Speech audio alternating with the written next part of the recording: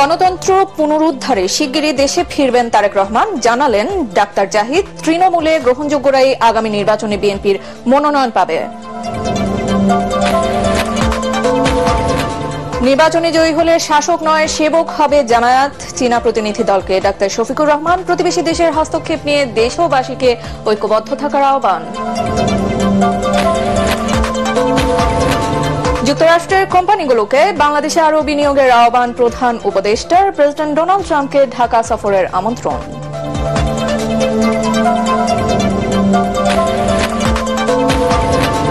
জুলাই অভ্যুত্থানে হত্যার উস্কানি সহ মানবতাবিরোধী অপরাধের মামলায় হাসানুল হক ইনুর বিরুদ্ধে ট্রাইব্যুনালে আনুষ্ঠানিক অভিযোগ দাখিল, আদালতে হাজির করার নির্দেশ।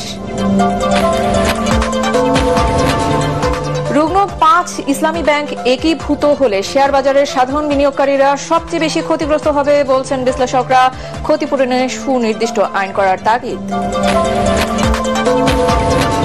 এবং দুদিন বাদী ষষ্ঠী মণ্ডপগুলোতে চলছে শেষ মুহূর্তের প্রস্তুতি।